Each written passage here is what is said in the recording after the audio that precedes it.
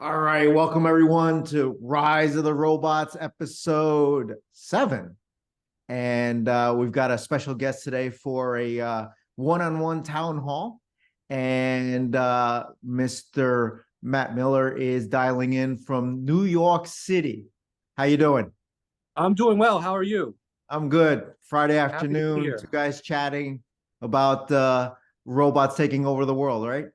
Sounds good. Sounds good. I got my Knightscope shirt on Oh, here you too. got gear. Yeah. Showed up? I did. It actually showed up. I ordered it about a month ago, so I don't know if the supply chain issues Supply chain are. is not your Yeah. friend. Supply chain is not your friend. Yeah, but they did. I did pay for priority shipping, but they did refund me for it. So, Okay. That's good to so hear. That's good to yeah, hear. Thanks for wearing some Knightscope merch. yeah. My whole family's rocking it. Awesome. Yeah. Awesome. So why don't we do like a little reverse town hall first? Like ask you a few questions. You want to introduce yourself to the audience and then we can get Sure, going. sure, sure. So my name is Matt Miller, a CEO and founder of Strategic Risk LLC. And what my company basically does, I'm a retail trader or investor. So I buy shares in the open market just like a regular retail trader. Occasionally, I can do some private offerings if it's something that makes sense. Um, prior, the reason why I made the company in the first place was because I went over 5% on a couple of different equities, and I didn't know that you can't do that without having to go and file with the SEC. So I decided, I'm just going to make it look a little bit more professional since I'm going to be making a public filing. And I went and I made an LLC. So prior to me kind of like altering my thought process and taking, long-term stocks, because that's kind of what I'm doing now. I, take some stocks that may have been beaten down through some unfavorable market conditions or, shorting or whatever it is, whatever variable Buy goes low, down. sell high. Is that what you're Yeah, doing? yeah. Well, right now I'm actually not doing that. I'm holding the positions long, even So when the stock suffers, I suffer with it, and if it goes up a little bit, I'm not taking Got it. profits. I want to be able to be there until that stock goes and recaptures its fair value or exceeds its fair value. And I know fair value is And, subjective, and how but long you been what how long you been trading stocks, and were you doing something different before, or yeah. what's the So behind the scenes story? Sure. So I started trading stocks probably about 3 years ago. So um, before I got into the stock trading area, I was actually I worked in operations and management for one of the largest security companies in the world, and that's kind of what drew my interest to Knightscope in the first place. Um, so to give like a little bit of background, so in New York, I kind of, I had an exclusive kind of purview to, ATM vestibules and guarding ATM vestibules. I had oversight of that specific guarding operation. Got it. Got it. Yeah. So that's kind of what drew me to Knightscope in the first place, Awesome. So you've got a little bit of uh security background. and your hands dirty and kind of know what this is all about. So you took a position in Knightscope. Appreciate you having a thoughtful investor like you. Sounds like you might have some questions. So I thought, hey, why don't we just record this and share it with other folks that likely have similar questions and try to answer yours as best as I can. Sure. And we'll see how this goes. You Sure. ready So, to fire sure. away? So even before I get into the questions, I kind of just want to give my perspective as to why I decided to invest in Knightscope in the even first better, place, even if better. that's okay. It's going to No, be a go for little it. bit of a freestyle soliloquy, Okay. but I think it's important to kind of give that perspective. So when I worked in this in operations and management for this securities company, I was able to kind of, gouge, some of the, inefficiencies and everything that has to do with that field. And when working with specifically with banks, like status quo security measures for bank vestibules. There are two things. Either one, there is a human guard, so you can pay a human guard, or paying a third party company for a human guard about $60 to $70 an hour. So that's what a bank would be paying the company for their services. Oof. And they would be, yeah, so they would be there from about like 8 p.m. to about 9 a.m. And then, times that, per week, you're paying thousands of dollars a week for, a service that, and it would be an effective service if there's a human guard that is at a bank patrolling the bank. A vagrant is probably not going to go and enter that bank because they're not going to want to be disturbed, and they're probably just looking for a place to stay. So they probably would act as a deterrent. But what most banks do is they have something called mobile guarding, and with mobile guarding, they would have routes that they would do. Okay. And these routes would involve maybe 2 to 3 visits per night, like per bank vestibule. And let's say if you're like a vagrant that's hanging out in a bank vestibule and a mobile guard comes and kicks you out, they know that that guard's not going to come back for about 5 to 6 hours. So it's a seemingly ineffective security measure to go and hold on, man. Let me do some math real quick. You said $60 an hour times, I don't know, just 12 hours a day, just call it, and then times 7 days a week or 5 days a week? It would be, no, actually it would be 7 days a week, and then probably longer on weekends because the banks would close earlier on weekends. And all right, some so just would want to 720 be times 365. Holy cow. That's more than $250,000 a year? More than $250,000 a year. Exactly. So that's what I'm saying. So the use, so when I kind of saw that, I'm like, even me working for this company, I'm like, this is an ineffective service. And it's, it's pretty much an unmet need, because still all over New York and New Jersey, especially now, it's worse than ever. There are going to be vagrants hanging out in bank vestibules. And if there's a vagrant hanging out in a bank vestibule, not only is it, not good for the banking optics, but if you're someone that wants to go and get cash out at 2 or 3 o'clock in the morning and you see, some sketchy character hanging out in the bank vestibule, you're probably not going to go in there to take your money out. And if you don't do that, your bank's not going to be getting their, $2 to $3 that they can charge you for using their bank at 1 o'clock in the morning. So there's just a lot of disruptions. And I know that, I'm not totally astute to the, Knightscope devices, but I know that there are devices that would align perfectly with that specific need. And this is just for bank vestibules. I know there are plenty of, mundane, monotonous tasks that, security guards. Do you remember how many ATM vestibules were in kind of the area you were responsible for? We had contracts with specific banks. But with New York, it's all over everywhere. Not every bank even used a security measure, because probably a lot of them just didn't want to pay for it. But the ones that did, they were paying for, a seemingly ineffective service. And I know that because I was the one who was managing the banks. Yeah, I think if I remember right, looking this up before, it was like, I think nationwide, not just New York, it was like 400,000 ATMs across the country. It's all over, and New York and New Jersey, and it's a problem, and there is a solution to that problem. And that's why I know, like, just for that reason alone, there are many other areas in the security world where it can be replaced with robots, or let's hear something else out. If we have, let's say they just have one security guard that works in a control center or works from home, and they have, a specific Knightscope device that's, in, 10 of their different, banking vestibules. That security guard could have oversight of those different, banks, and they're going to be paying, again, I don't know exactly what the hourly rate is for the ATM, but anywhere from like $3 to $5 an hour, for that oversight of those banks. Yeah, for paying this. Remote monitoring, certainly is not a fad. It's getting pretty serious because everyone's got budget constraints and what have you. So the K1 hemisphere that, we're in process of getting out the door, the machine itself is 75 cents an hour. And then if you Oh want yeah. us to do the remote monitoring, tag on maybe another $2.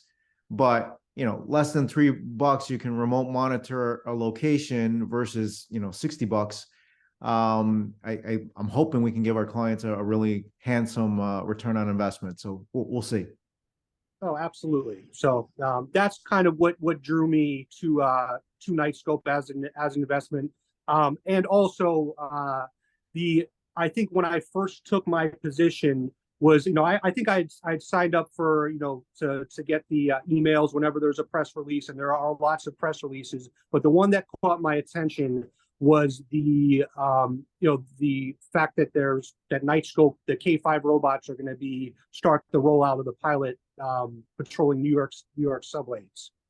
Just to keep an eye on you, man. That's the To only keep an eye reason. on me. Yeah. But I thought that's something that's pretty cool, and it's going to get a lot of headlines. And obviously, if that pilot is successful, it could probably mean some pretty big things for Knightscope. And I definitely want to be one of those people that say, like, I was in before that happened. So I actually have a question specific for that, so I'm not going to get too deep into Go that. for it. Go for Yeah. it. All right. So I need these questions. They're mostly my questions, but I did go and kind of scour, Twitter and other stock forums yeah, I know. I hate doing that, but Okay, I'm ready. Go. Yeah, but I want to be able to kind of gauge sentiment and see if there's any misinformation that's out there. There's a lot of some people have a fundamental lack of understanding. Misinformation on the interwebs? Yeah, no such thing. No such thing. Well, but we'll try to clear it. Go ahead. Well, the problem is, obviously there's no secret. The stock's gotten beaten up a little bit over the past couple of months.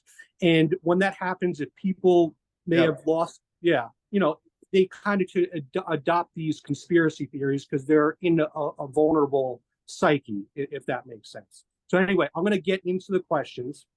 So I have them written down. So just because I'm never going to remember them if I go for it. Yeah, okay. So we are currently in an AI trend. The AI hype is real. However, the hype hasn't exactly translated over to the AI security sector, such as Knightscope. What steps can Knightscope take to make sure that we are able to capture some of that hype? Wow. Like, we have a massive communication problem. And you're not the first to ask. I get inundated with all kinds of questions and emails like, when is Knightscope going to use AI, or when are we going to ride the hype or whatever?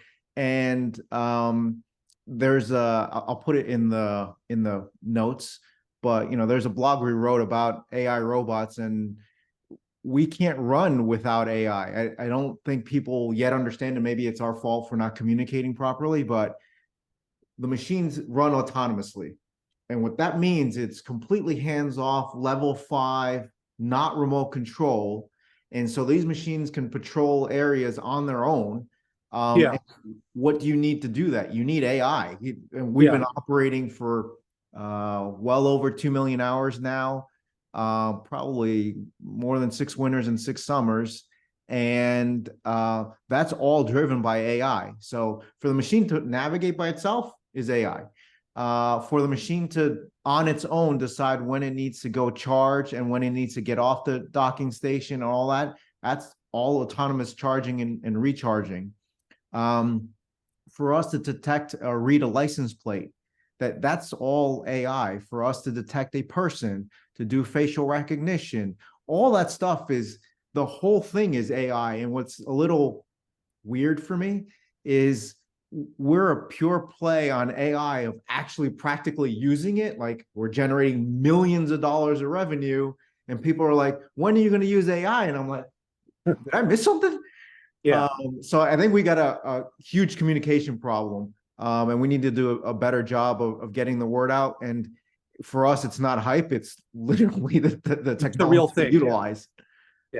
And it bothers me as a retail shareholder, because there are, obviously there are some real AI companies that are real and actually deploying units But there are a lot of these little sneaky companies that have nothing to do with artificial intelligence that kind of add some, AI elements and do some press release about it to kind of Yep. ingratiate themselves in that trend, and the stock and it's annoying. And then people are like, well, why is my stock not going up? And what? And It's okay. I It's get okay. it, but We just need to do our work, and the stock will take care of itself over time. yeah. But Okay. I think being more positive about it in terms of the future, like this is a massively interesting. I'm here in Silicon Valley in the heart of all that's going on, and it's going to be really interesting to apply some of the technologies, like what additional things can we do with AI? So you could think about preventative maintenance, right?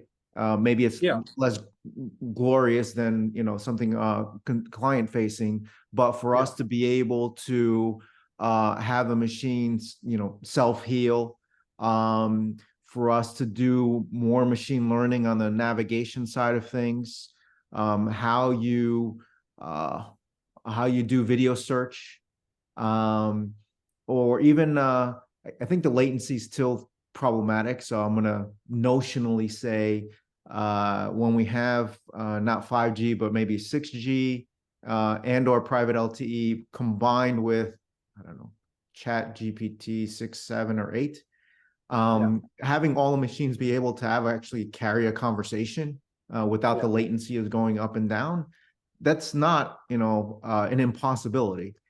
So having our 7,000 plus devices all across the country, hopefully over time, be able to see, feel, hear, smell, and speak, like that's going to give a huge opportunity for all the officers and guards to have eyes, ears, and voice on the ground.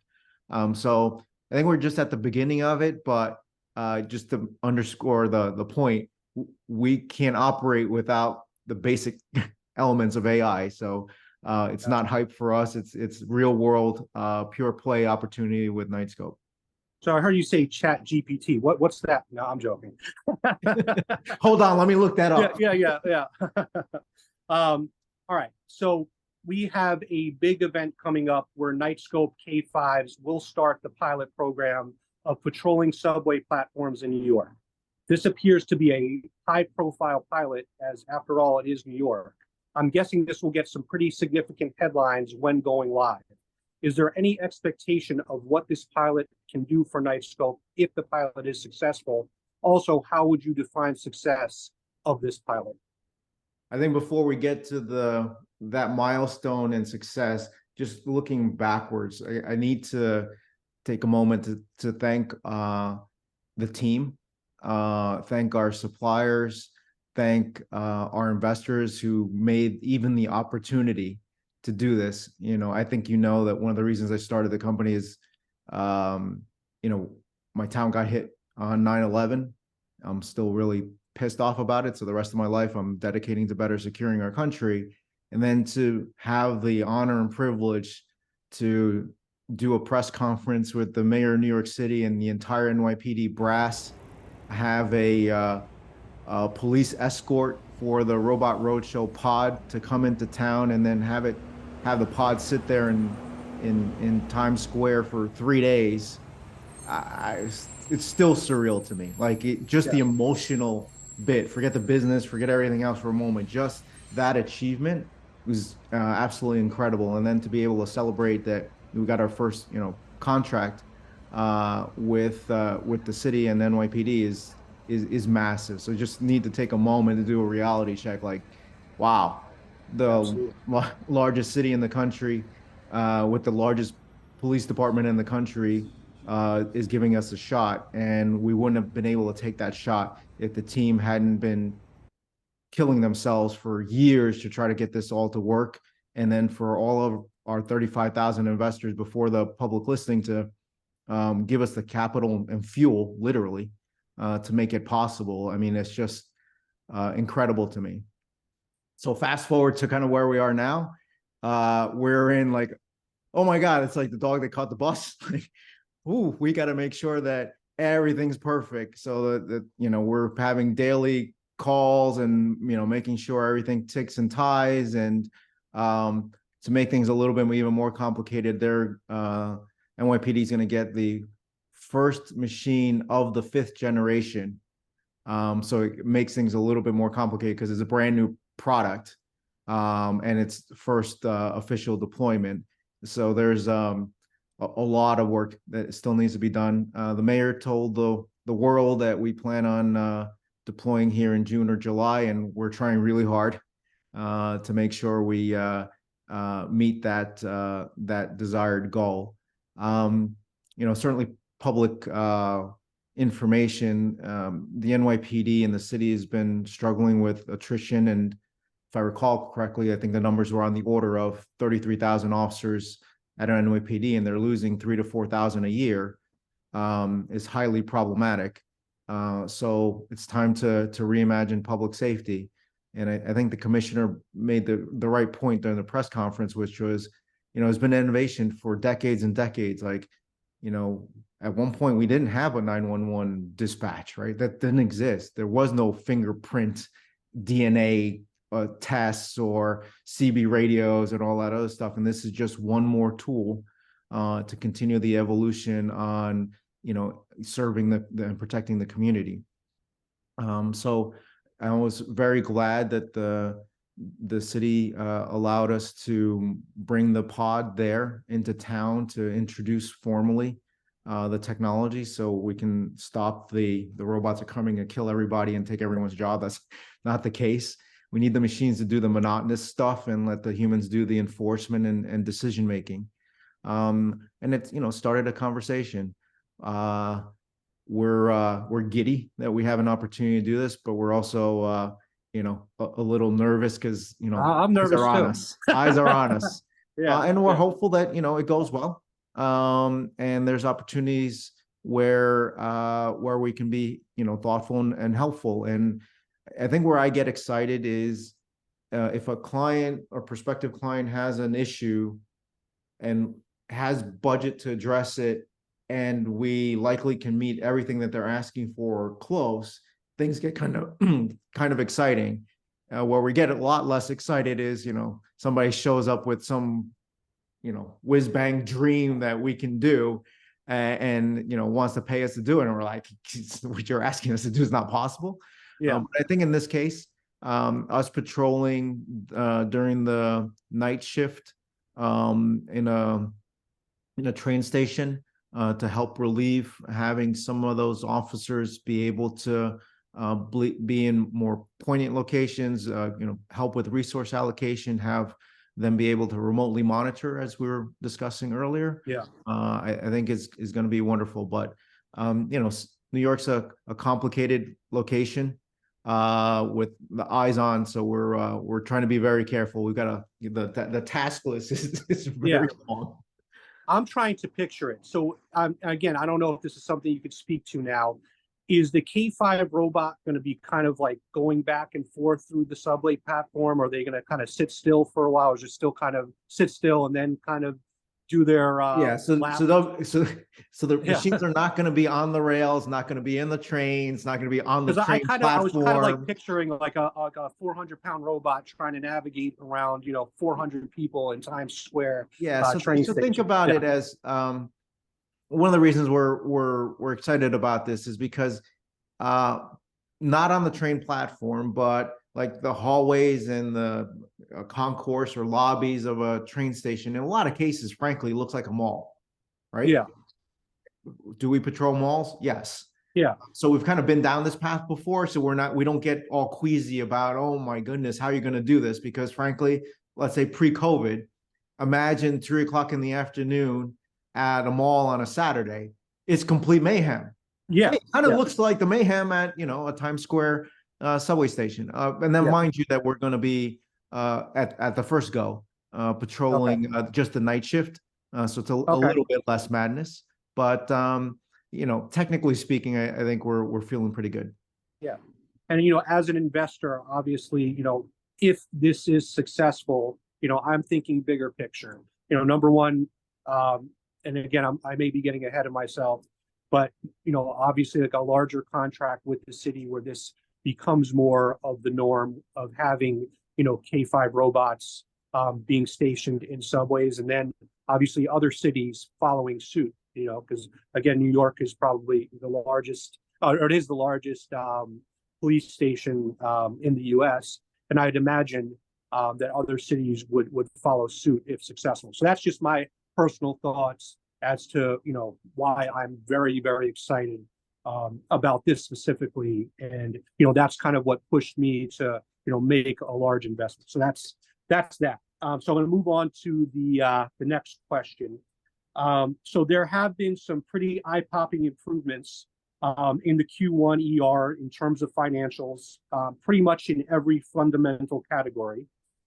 In January of 2023, the beginning of this year, in a press release, it was stated that Knightscope has a path towards profitability, and looked, I think, by late 2024, early 2025.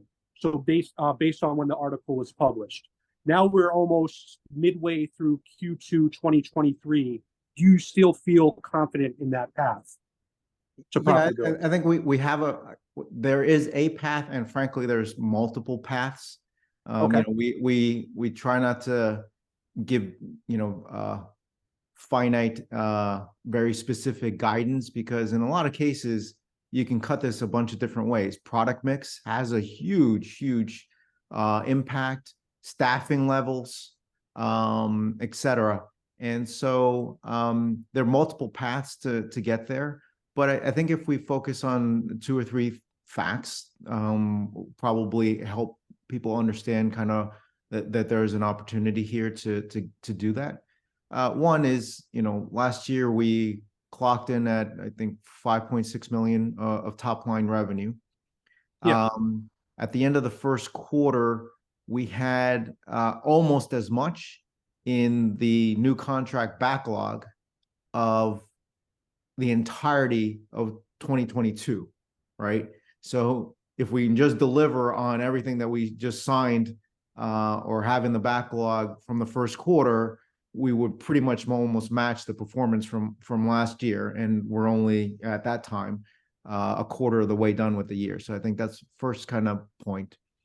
Second, at the end of the first quarter, I think we booked like 2.9 million of revenue plus or minus. And even if you just multiplied that rate out, we're at a $11 million plus run rate. And let's say we did that, you're kind of almost doubled your revenue from the prior year. So at some point, it's kind of, for me, very difficult for a Wall Street analyst to ignore a company doing double-digit significant growth year over year, continuing to have a nice revenue curve, and at the intersection of 4 really important technologies of autonomy, AI, robotics, and electric vehicle capabilities, trying to solve one of the nation's most difficult problems in public safety. Like, you can't, at some point, you gotta okay, I gotta pay attention to this company, right? So to answer your question, I feel reasonably confident. Obviously, put all the disclaimers at the bottom. We're Sure. Forward-looking statements and all that good stuff we'll include in the beginning of the video here. But do I feel confident that we have a path to get to profitability in roughly the timeline that we said? Yes. We need to get the revenues up, obviously deliver on the backlog, but we also need to get our costs down. And costs can be obviously the fixed costs of the team.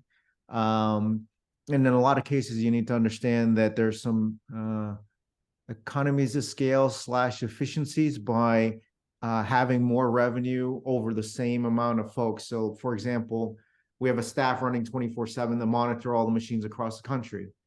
Just because you added a bunch more machines doesn't mean you need to double or triple that team, right? So there are some efficiencies in just scaling. I think I also noted that reducing our costs in terms of telecommunications is extremely important.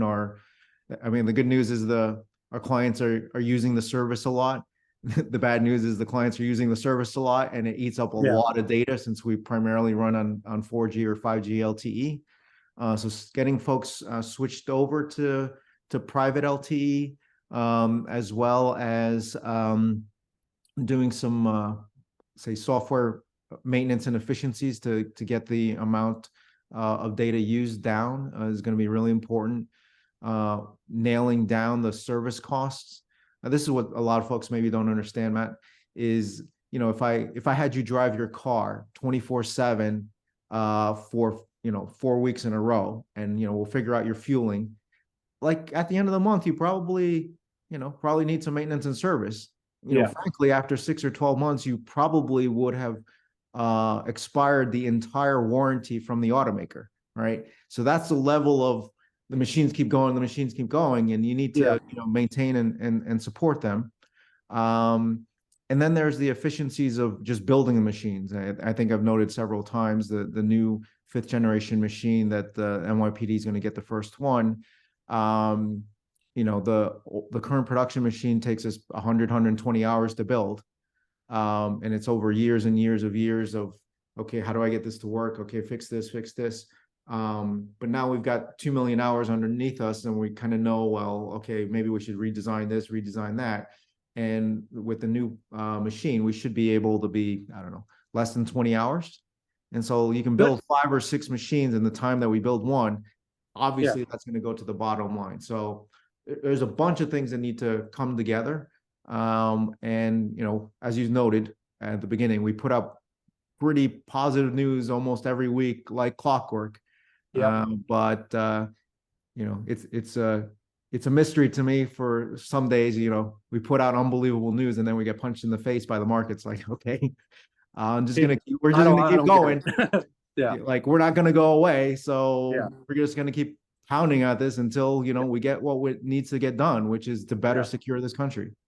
Yeah. Well, I like to call myself a smart investor by absorbing those those short sell shares and buying them up. That's what I do. Hopefully it's the smart move. I think it is. So talk to me about the decision-making process of acquiring case emergency systems. How did it come about, and how did you feel the acquisition would align with Knightscope's overall mission? I think if you let's go backwards a bit and kind of high level. If we're serious about the mission of securing the U.S., there's going to be a good amount of organic growth and new technologies and the like. But in order to accelerate some of that growth, there's acquisitions that could be very thoughtful in the grand scheme of things. In a prior life, I bought a lot of companies, as our CFO has as well. So we wanted to see where we could buy something that would help our top line revenue growth, would have some synergies, and do a little bit of a land grab. I'll explain that in a moment. But as an accretive transaction, everyone can see that we're making announcements, and it's growing. So the top line revenue growth is obviously there.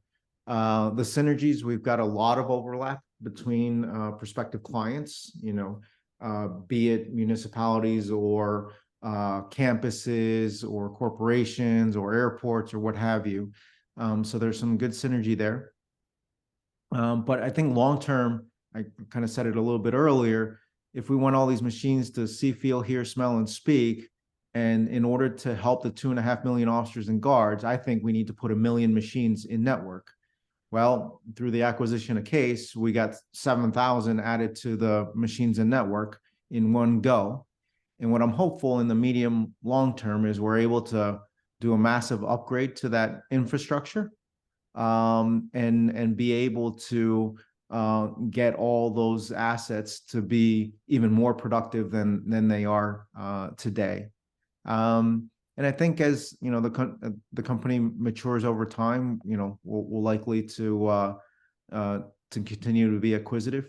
But the key part for those of you who've been through M&A, the deal is the easy part. It's the integration that's the really hard part. And if you screw that up, there's a big problem. My second to last job at Ford, I was a Ford Motor Company. I was a director of mergers and acquisitions. My last job was a little bit insane. I had convinced the board to release a $250 million to me to do a roll-up in the used parts industry. If you don't know what a roll-up is, you basically buy a company, then buy another similar one and another similar one, and you make one big one. And so I bought 22 companies in 11 months. And that was a lot to swallow with 600 employees doing 150 million in I can sales, imagine. Yeah. and is in a very fragmented industry. And I had bought, built the second largest automotive recycler. And if I look at the public safety, law enforcement, private security kind of landscape, it's highly fragmented. Like, it's not like on the military side of things where you got an $800 billion budget, the Secretary of Defense, one person in charge.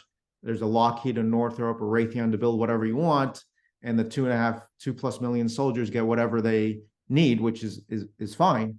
But on our own soil, we don't have that. Like, the Department of Justice and the Department of Homeland Security have no federal jurisdiction over the 19,000 agencies, 8,000 private security firms. Like, no one's in charge. There's no innovation budget. There's no, process. And that's why you have security guards in the year 2023, literally out there with a number 2 pencil and a notepad. And I say that literally. And I think that's the huge opportunity for Knightscope to build something that ends up looking like a Lockheed or a Northrop, a huge, massive contractor, but instead focus on the Department of Justice, Homeland, and all the law enforcement agencies and guarding companies to give them new tools for them to actually do their jobs more effectively. Like, you as a citizen would never dare put a soldier on our own soil with the complete lack of technology and equipment for them to do their jobs. You would never do that. But somehow we allow 2.5 million people to get up every morning, willing to take a bullet for you and your family, and we give them basically what? Almost nothing. Yeah. Not okay. Yeah. I absolutely see that. And, as a retail investor, specifically speaking about the acquisition of Case, I see there's like clockwork, there's always a company that's renewing their contracts, adding more, or a new partnership, 2 to 3 times a week. So I see the value, and I see that top line revenue growth, certainly tied to Case Emergency System. So, I